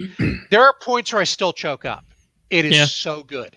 Yeah, I think we were on the episode where they were planning out the parks, and I guess that was when Walt died. The first right? episode, yeah. Walt No, it dies. was the second episode, I thought, wasn't it? Walt dies at the very end of the first episode. Then there were only an episode in.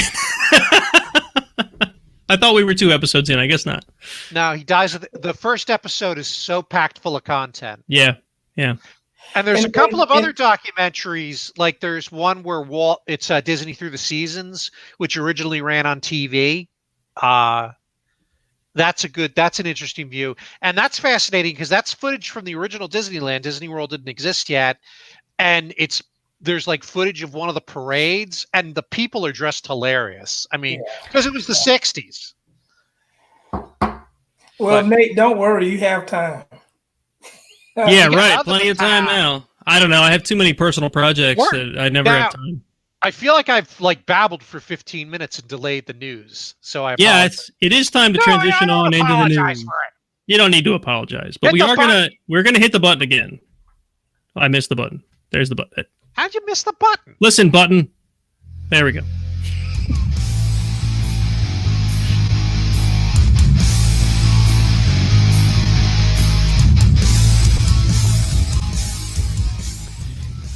Have you ever thought about inserting little things in the middle of that transition, like, and now the news, listen or die? We could add that in there. I don't know. All right, just a thought. I mean, we still have stuff like and Marvin. Where's the kaboom? There was supposed to be an earth-shattering kaboom. You need Marvin. Yeah, you do need Marvin. So what do we have in the news? Since I've run out of beer, I've switched to root beer. Not really the same. Not really the same, but it's what I had handy, and I needed things to drink. Otherwise, my mouth gets dried out while talking on a podcast. I love root beer, So, given the folks that we have on the show tonight, it should be no surprise that our first article is about who is now going to be the CEO of Red Hat, which was announced this week. Is the CEO now. He actually is now. Correct. Sorry. He is the CEO now. But yeah, this is from ZDNet. Why not the best? Red Hat vet Paul Cormier takes over as CEO. So the article goes into a bunch of stuff that Paul has done and why they think he's the best. I'm not going to disagree. It's hard to disagree with all that he's done. Yeah, right. So it was, I think, from our perspective, good news, right? I know, Mark, you were pleased with it, and you've got the most tenure at Red Hat out of the three of us here. Old now? Not at all what I said. Okay. No. Yeah, I was super excited, and we were talking about it a little in the pre-show. And one of the reasons I'm super excited is, first of all, Paul's no bullshit artist. Like he's such a straight shooter. And I really appreciate that about him. But also, he's a nerd's nerd, right? So at Red Hat, Nate and I live under ultimately the products and technologies umbrella. So Paul is our vice president. So to see someone who's been part of the company since the critical move to the subscription model, and now he's in charge of everything. I'm super pumped. I got to tell you, the day that we announced that the IBM thing got announced, it was like, oof, oh my God, my company's going to die. Yep. But I will say this entire journey has gone as perfect as it could have been. Like, we now have Jim Whitehurst is the president of IBM, which means he handles a lot of the internal stuff.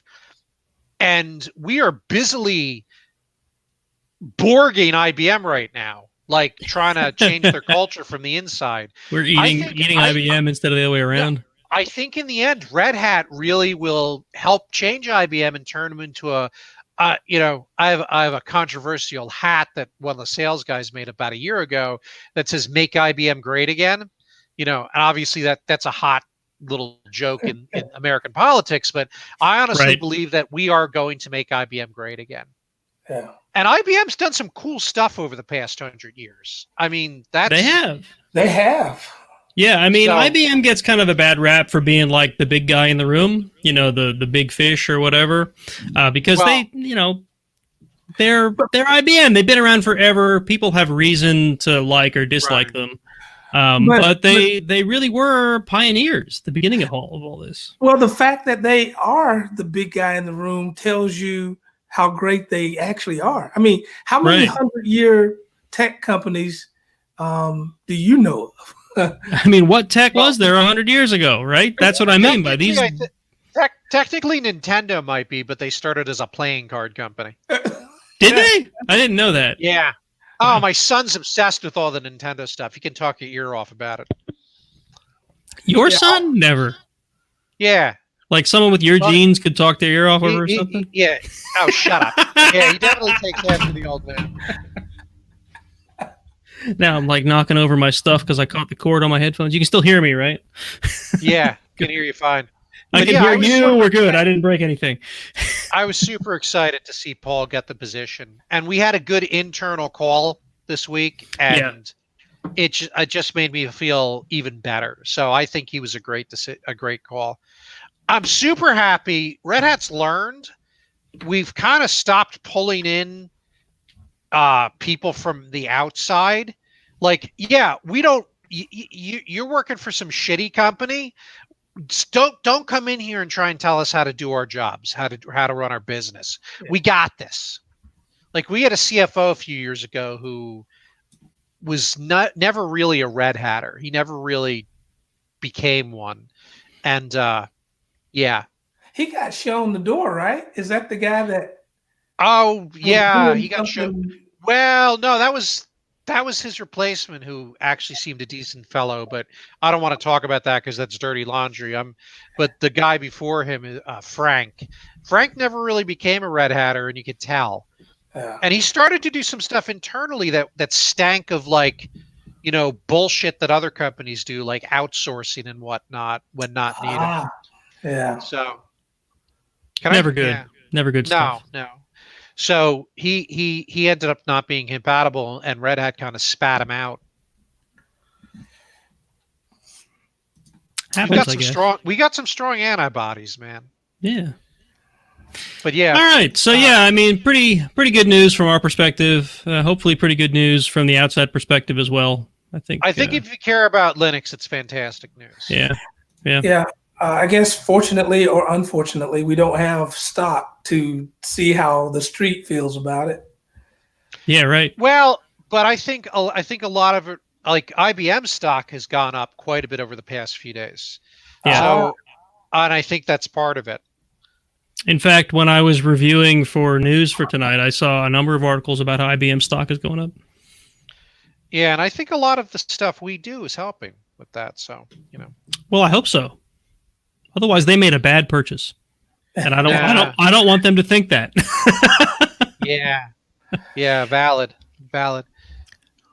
So moving along, we've got an article from The Verge, and I included this mainly because it's a topic that Jason and I had touched on either last show or maybe even the show before. Microsoft thinks coronavirus will forever change the way we work and learn, and I think that is a valid point. Now, this article is full of statistics from Microsoft about the ramping up of usage in their what's it called, Microsoft Teams. Yeah, product.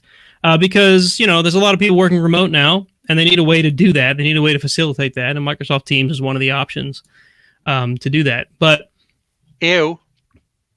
Ew, yeah, sure, I guess. But Microsoft loves Linux now, man. You can't go ew, right? Well, do they have a Teams client for Linux? I don't think so. Probably not. Probably not. Yeah, so really the only point that I was trying to make, I'm not necessarily trying to draw any attention to Microsoft Teams, and honestly, I don't care that Microsoft said this. I think it's true, though, that forcing all of us to work from home. Now, I was already work from home, Mark, so were you. I think you were as well, Abraham. Yeah. So it's really not much of a change for us. However, I know my previous employer, which is a college, right? They essentially shut down. All their employees are home. All the kids got sent home. They're doing like online learning now. They're doing other things. I think they are. I hope they are. Otherwise, it's not going to work out well for them. But I know all their employees got sent home, and they're all working from home now. And there's a lot of companies. I mean, every company just about in the U.S. that is now doing that. Either they laid people off, they're essential and they're still working, or they're working from home, right? Yeah. So, I think that this is going to show employers, that there's a lot of employers that were probably on the fence as to whether, no, we can't let people work from home. They won't get anything done, right? Because there's a lot of people think that. And from a school perspective, this whole, pick up all of our kids and put them on a bus and send them across town or across the city or whatever to get to a school so they can learn all day and then bus them back home. And, there's a lot of issues with that we could never really solve, like bullying and just even simple things like the bus breaks down or it gets into an accident or a bus gets hijacked, God forbid. You've seen those stories with our kids, right?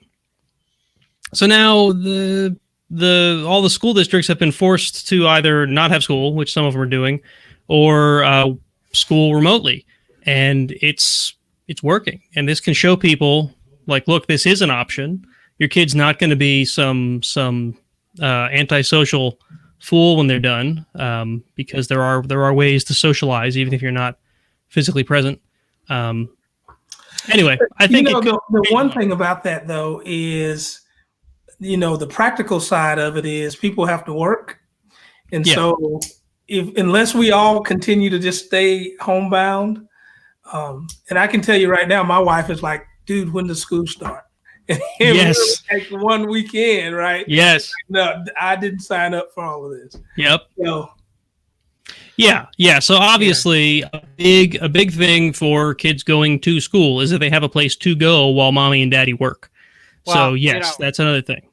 So there's a bunch of stuff that's kind of real tragic about this whole thing.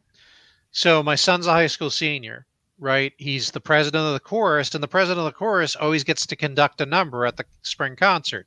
That's not happening. He also gets to conduct that number at graduation.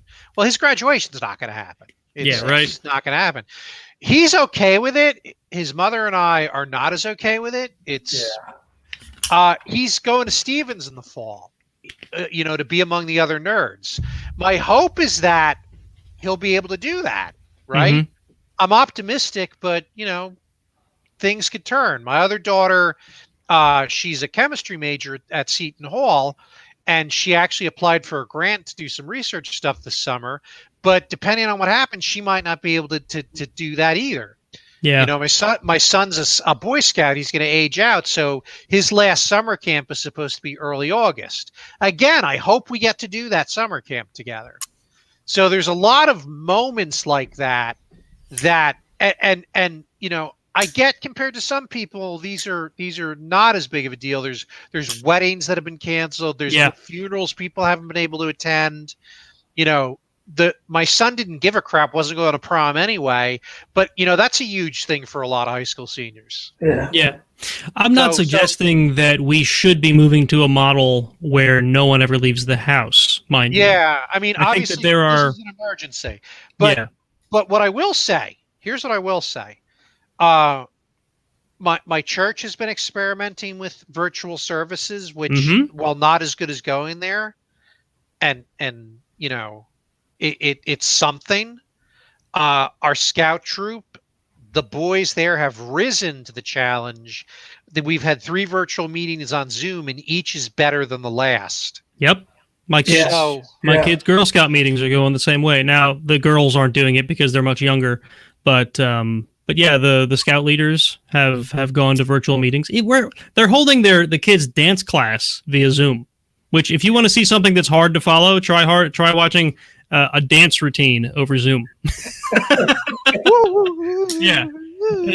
Over Zoom, over like someone's Wi-Fi hotspot on their cell phone. Yeah. Which is like choppy as hell. This is the part that slays me. Like, business meetings are challenging enough. Like, we're in a company that's full of technical people, and they sometimes don't know how to video conference. Yeah. It's some of the stuff you deal now that everybody and their aunt, uncle, grandmother are trying to do this. It is occasionally cringeworthy. I'm like, Yes. But you don't want to be a gatekeeper. You don't want to be like, well, you don't know how to use the tool, so you can't.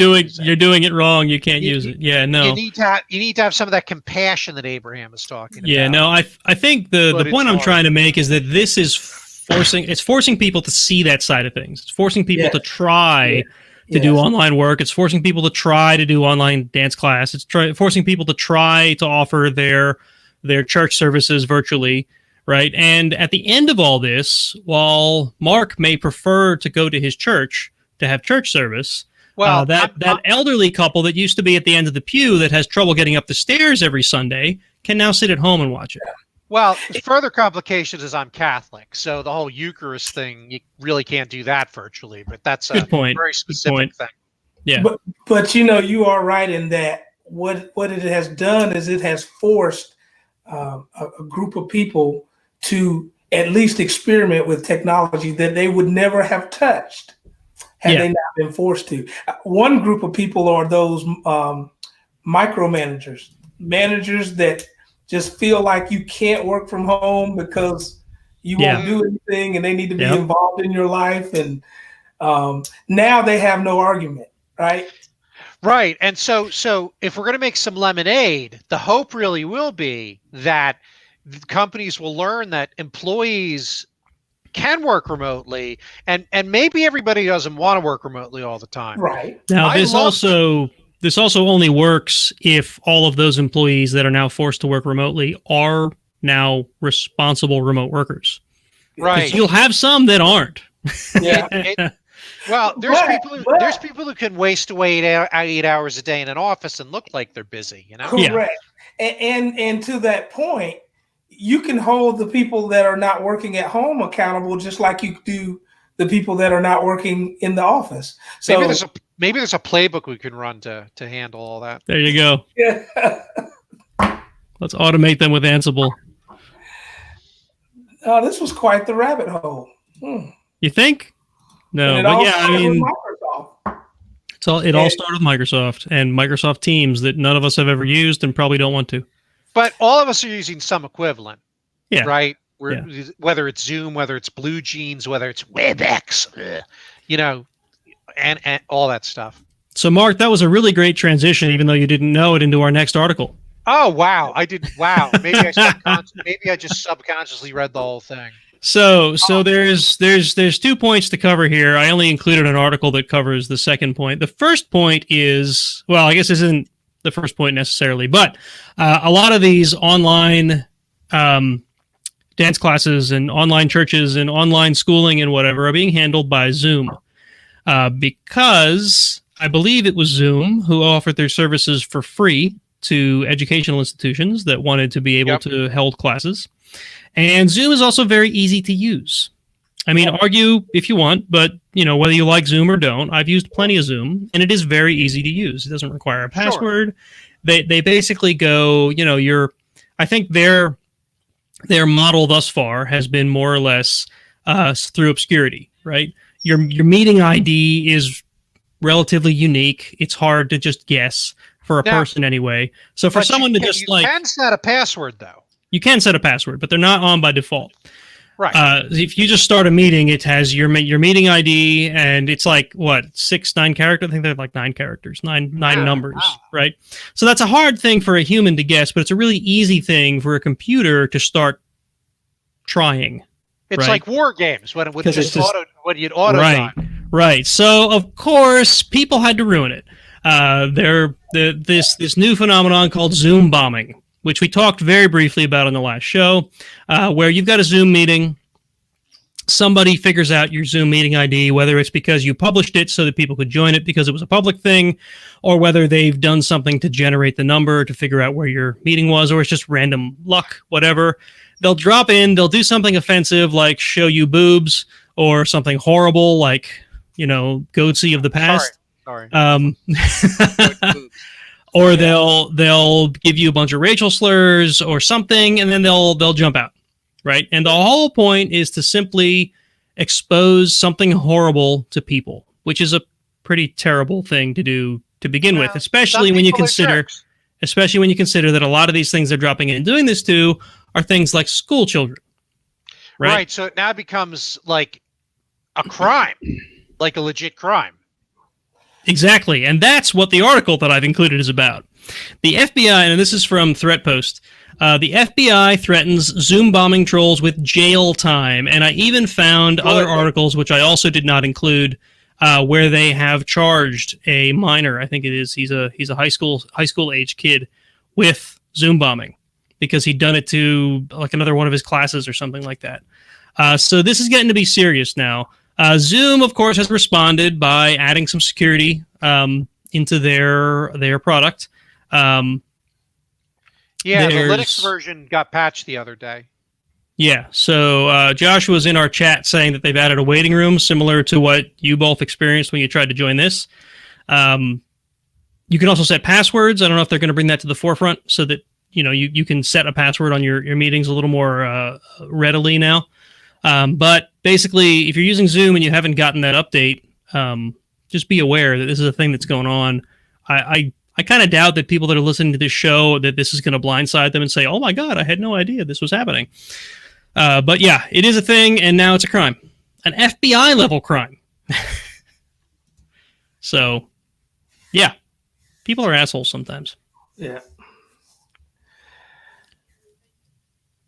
Sorry, I'm just looking through some of the comments that were flowing in here from Joshua. Thank you for all the comments here. We got and I'm looking at the article, the Rapid7 article. That's pretty cool.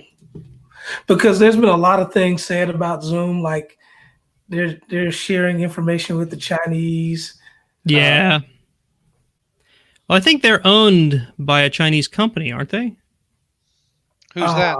They're publicly traded. I don't know. Oh, okay. Well, I mean, I thought that the leadership was Chinese. I could be wrong. I could be way off here. The CEO is Asian. He might be Chinese. Okay. But I don't think. I mean, he's what is this, King of the Hill? Are you Japanese or Chinese? Yeah. Dumb hillbilly. I'm Laotian. The ocean. What? You live by the ocean? No, dumb fool. Laos, it's a landlocked country. Great episode when Kang the neighbor first moves in. He is so funny. I think it's Kang, or is Kang the alien from The Simpsons? Might be both. Yeah, great character though. And Kang the Asian guy that moves in next to the king. Right, and of course, Dale, you're either Japanese or Chinese, right? So anyway, don't Zoom bomb people because if you get caught, the FBI is going to be mad at you. As they should be. As they should be. You're exposing children to boobies. Like somebody should be, right? I mean, I don't know. We've had conversations about nudity on this show in the past, and it's all about the way society views that stuff. But the way I understand it, these Zoom bombs are not just like nudity; they're really, really terrible things. Right, right. And you could blame the meeting host for not using passwords and stuff, but again, we're dealing with newish people getting involved. When it's your Girl Scout leader or something who's never hosted a Zoom meeting in her life, right? Might not even know about the feature. Yeah. But and the flip side of that is you do want. I mean, for adoption, you want things to be easy. I mean, everybody can't be a nerd, and that is why Zoom has been picked up because it is easy. Yeah. Yeah, because Microsoft has released Meet Now for Skype, right? And they tout it as being easy. And granted, it is pretty easy, but it's not nearly as intuitive as Zoom. Zoom, you could just send the link. You can tell the person, hey, on your phone, don't worry about it. It'll take care of it. And you don't even need to sign up for an account. You just join the meeting. You can join as a guest and just right on in. Yeah. The accelerators have used Zoom for years, and that was really the first group that I got exposed to Zoom with, and I've always been fond of it. I think it's kind of nifty. Yeah, but I noticed that all the upcoming accelerator meetings have had passwords added to them now. Well, that has nothing to do with the Zoom bombing, I think. Well, maybe it does. I'd have to ask Andy, but I think that's part of the whole fear thing. When you put it out there. Because nobody thought about that. I mean, I have a Zoom account, a paid account, which I'm not getting rid of. It's just too good. And it's been out there for a while. I just never thought, I was like, why would I? Because I would put a password sometimes, and people would be like, "Hey, I can't get in." Yes, here's the password. Again, and I am a security-minded person. But someone once told me, an old grizzled sysadmin said, the most secure thing you can have is unplugged, locked away in a closet. Yep. And That's then the it's most like stable Windows server. Just control the power. Now, Josh, you're talking about the open source Jitsi. Does someone actually have to host that? Because one of the benefits of Zoom and stuff, whether you love it or hate it, if you're Stallman, you hate it, is they're all delivered as software as a service. So you don't have to configure anything on a box. Right. And like for any of us on this show, we could do that in about a half hour, I figure. yeah, so to be honest, when I first started this show and we started talking about doing live streaming, I wanted to do something where I could host the video part of it myself, and there just wasn't really a good option, at least not that I could find. And then when we started, what's that? No, Josh is like, nope, use the public. Use the public. And I don't know what that means. You Use just the use- boss, Luke. Don't try to host it yourself. You use the public. Oh, okay. So it's hosted by somebody. Okay. Yeah, I mean, Jitsi's always been a client that I'm aware of. I didn't think it did. Right, but server it has to connect to a server. Darr. Right, Yeah, right. That's and what I you know, mean. This. You can download the server, but he's saying don't download the server. Don't try to run it yourself. Yeah.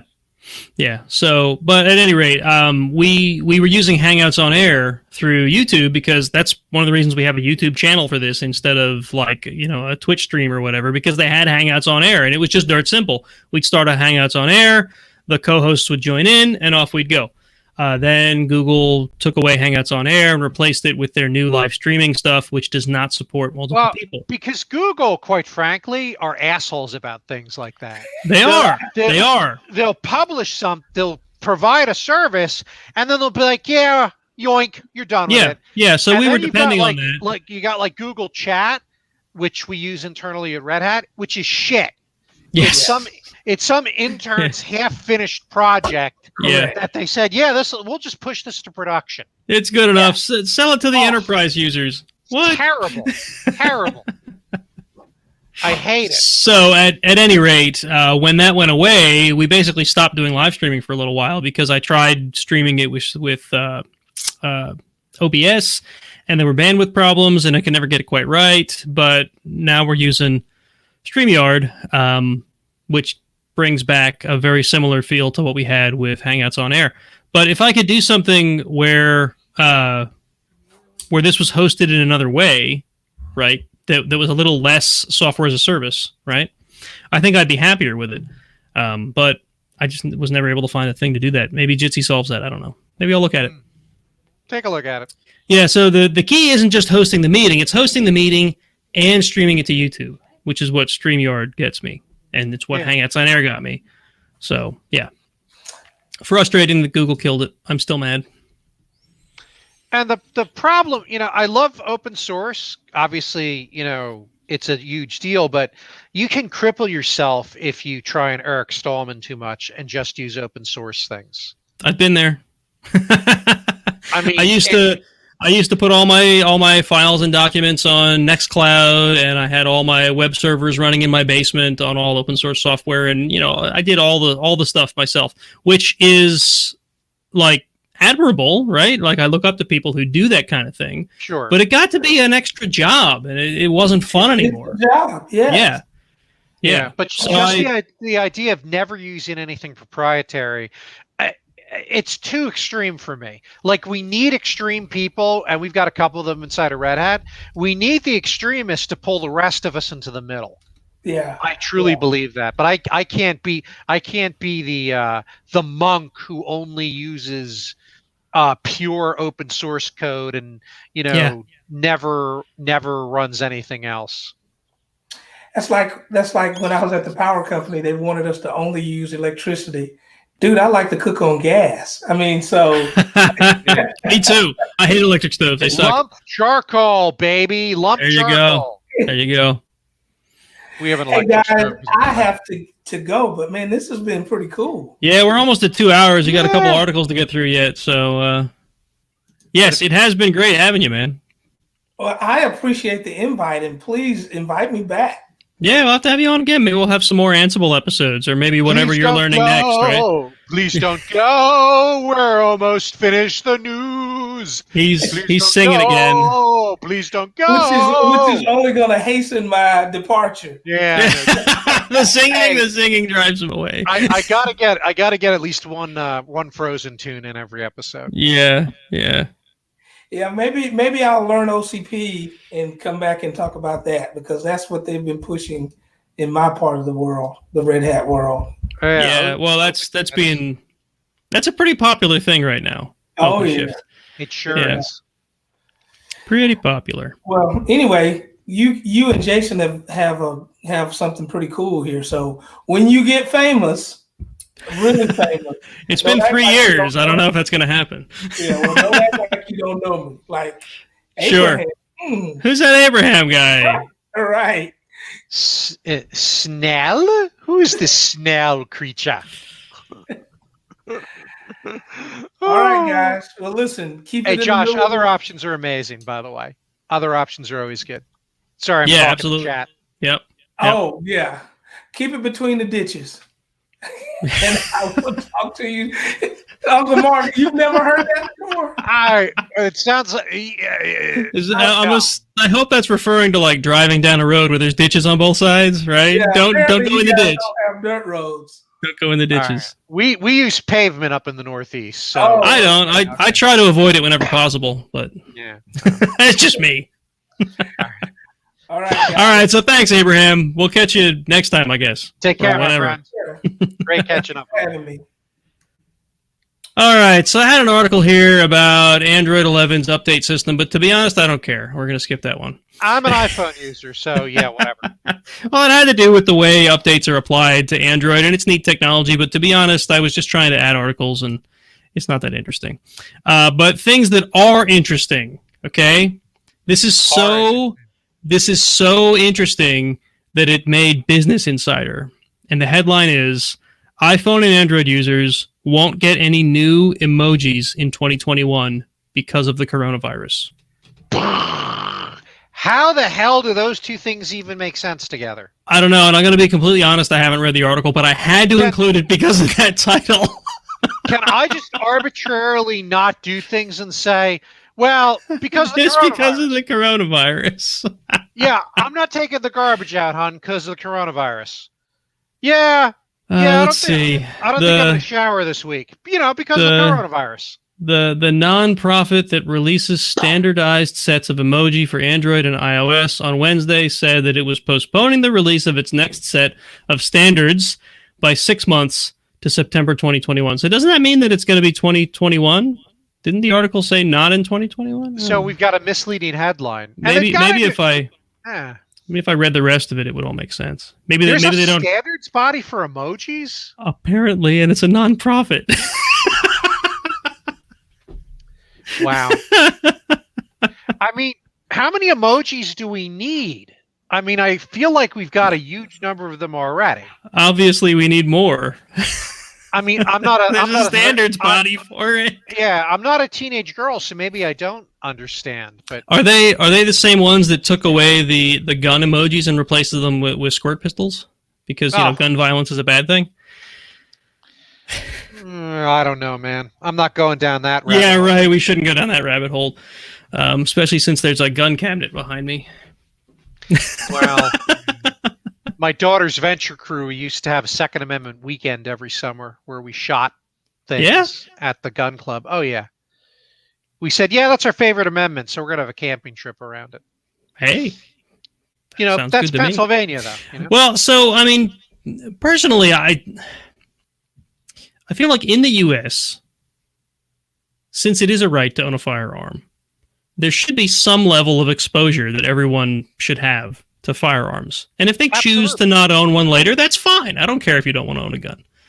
But I feel like there's a lot of people that have no idea what they're about, how safe or dangerous they are, or anything, and they're trying to make legislature around firearms that they don't even understand. Around scary looking.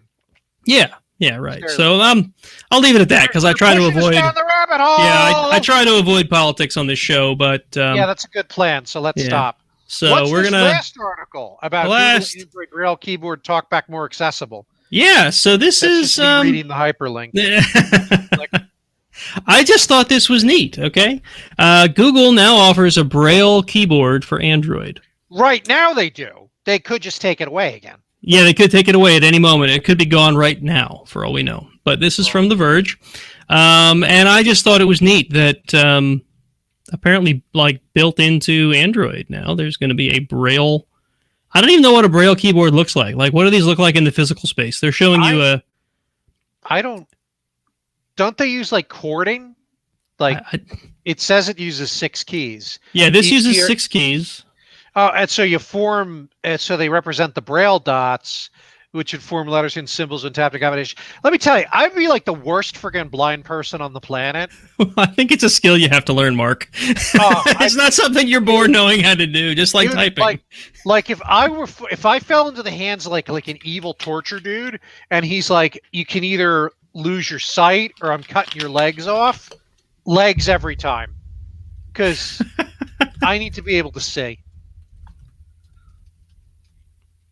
Too much sharing? Yeah, I don't know. Sorry, I was responding to chat. Joshua has to drop off. Oh, okay. Well, he can finish. He can listen to the rest of the recording. Yeah, well, we're almost done anyway after talking about Braille. But yeah, there's a 6-key Braille keyboard that's going to be like an on-screen keyboard option to use to type in Braille if you're blind. Which good for them. Until Google takes it away. I don't know how much smartphone usage you're getting as a blind person, but I'm glad that they're thinking of that. That's pretty cool. I would know. I know that the big thing when I was a teenager with computers and people with sight impairment was you had the modules and software that would read everything on the screen to you. Oh, the screen readers. But again, that's when everything was a very text-based experience, right? So not such a GUI.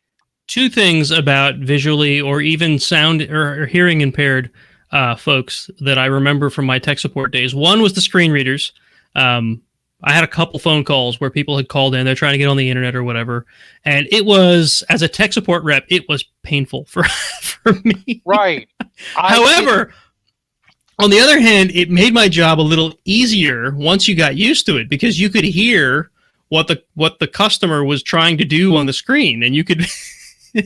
they would tell you because in this circumstance, customers are very, very likely to tell you the wrong thing, or you ask them a question, they give you an answer other than what is actually happening. Right, but because they just don't understand exactly what's going on. But the computer's telling you exactly what's on the screen, so it's like, what's the error message say? Oh, it just starts reading it to me. Awesome. that could be super handy. The other thing was these. I don't know if you even know these exist, but there's these like relay services. Where I did phone support and I got a relay call or 2. Yeah, we're I think it's for people who can't hear. One of my guys, see, in fact, right? One of the fellow techs got a relay call and he made some comment to the relay guy. Yes. And he heard the relay guy typing. He's like, "Are you typing that?" Because it was like a side comment to the relay guy. The relay guy's typing. I was like, "Yeah, I have to." No, don't do that. That's their job for the customer. That's his job, right? We had the same problem with now I got one only once, and the relay person had a bit of common sense, right? Yeah. And they could tell when they were like when a comment was not necessarily meant for to be typed. Like you mumble something out loud. Oh, this is so fucking annoying. Yeah. Click, click, click, click, click, click. No. Oh, yeah. Yeah. But yeah, the relay customer was not a jocular individual. Again, it wasn't my customer, but I about died when the dude told me the story afterward. About died. Yeah. So those were my 2 interesting. I have lots of other interesting stories that I've pushed out of my memory slowly. So many stories, right? From the tech support days. All right. I think we made it through the news, dude. We did. That's all the articles. I had another one I was going to put in, but I'm glad I didn't because we're at 2 hours. No, because it's 9:00. So what button do you press now? I don't remember. there's totally a red button that we push. But first, I got to do the quick outro stuff here. Okay. So, folks, thank you for anyone who's stuck with us through the whole show. I know we rabbit trail quite a bit, but that's about how this show always goes anyway. True. For those of you that are watching live, thanks for the interaction in chat. And thanks for tuning in. If you are listening to us audio at the moment and you're like, hey, how can I watch this crap show go live? You should go to youtube.com/Iron Sysadmin podcast, or just go to ironsysadmin.com. We've got a link for it up there if you can't remember Iron Sysadmin podcast. Just click on that. You can watch us live on the second and fourth Thursday of every month, as long as there's not some weird blocker that prevents that. But that's what we shoot for. Unless the coronavirus, we decide, you decide not to do it because of the coronavirus. You mean if the coronavirus eats Thursdays or something? Something like that. Apparently, it's powerful enough to stop new emojis. So who knows how much power it has? It's brought the U.S. to a freaking standstill. But anyway, you can join our Slack workspace if you want to chat with us on ironsysadmin.com/Slack. We'll redirect you to a Slack invite. Which, if it stops working, let me know, because those things they expire at the weirdest times, and that happened a while ago, and no one told me, and I didn't know it was broken. Wah wah. Yeah, wah-wah. You can find us on Facebook and Twitter. Just look for Iron Sysadmin. We're not on Instagram because I have no idea what we would share. Are we on MySpace? We're not. Yeah, we should be. There should be a myspace.com/Iron Sysadmin, or LiveJournal, or Blogger, or ChristianBale.com, maybe? I want a GeoCities page. Oh, GeoCities, man. You can Totally. use blink tags. Yeah, and the sparkly animated GIFs and everything. Yeah, there you go. Yeah. The little guy, this page is under construction. The guy with the shovel, yeah. Right, yeah. Yeah. That was on every web page in the 90s. Every page, because no one knew what they were doing, and they were always under construction because they were always changing. Yeah. So, at any rate, that's where was I? I don't know. Fire. You're babbling about stuff. Subscribe wherever you can find podcasts. Something else I wanted to mention. On the last show, I mentioned how I thought Google Podcasts was not getting updated versions of the show and that I had to fix that. Turns out they are. It's just their app isn't. I don't get it. Google. The Google giveth, the Google taketh away. The Google taketh away. So if you are a Google Podcasts listener and you're like, wait, what do you mean? I'm still getting episodes of the show. You might be right. I don't know. I can't figure it out. And don't forget, you too can get your name mentioned during our Patreon section if you donate to us via Patreon, which is very appreciated. It's a worthwhile investment. Indeed. I need to start doing stuff for patrons, I think.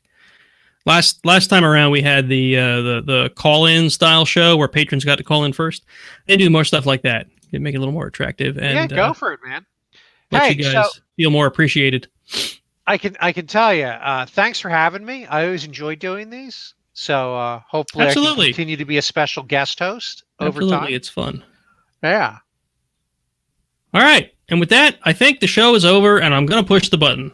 The show is over. Go in peace. I need a recording of the Mystery Science Theater 3000. Push the button, Frank. You should.